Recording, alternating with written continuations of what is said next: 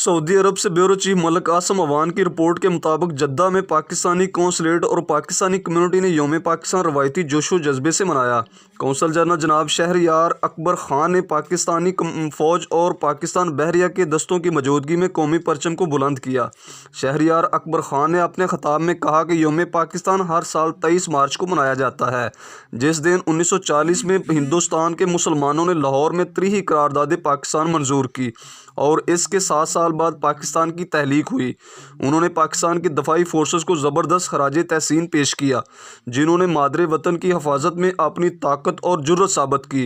उन्होंने कहा कि सऊदी अरब में रहने वाले 2.5 मिलियन पाकिस्तानी कम्युनिटी यहाँ का मुतहर्रिक हिस्सा हैं, जो सऊदी अरब के साथ तल्लुकात को फ़रोग़ देने में अहम किरदार अदा कर रहे हैं। पाकिस्तानियों के लिए विज़िट वीज़ा फ़ीस में 85% कमी बेहतरीन तल्लुकात का नतीजा है। कौंसल जनरल ने कहा कि हमारी कम्युनिटी हमारी ताकत है और कौंसलेट कम्युनिटी को बेहतरीन मुमकिन खिदमात फराहम कर रहा है। गुज़िश्ता साल औसतन 2000 पाकिस्तानियों को रोज़ाना की बुनियाद पर खिदमात फराहम की गई और 80.6 मिलियन रुपये लेबर कोर्ट्स के ज़रिए दिलवाए गए, जबकि शरिया अदालतों के ज़रिए दीद की मद में 40.3 मिलियन रुपये दिलवाए गए। कबर अज़ीज़ डिप्टी कौंसल जनरल शाइक भुट्टो ने सदर पाकिस्तान और कौंसल फौजिया फ़याज़ ने वज़ीर-ए-आज़म के पैगामात पढ़ कर सुनाए।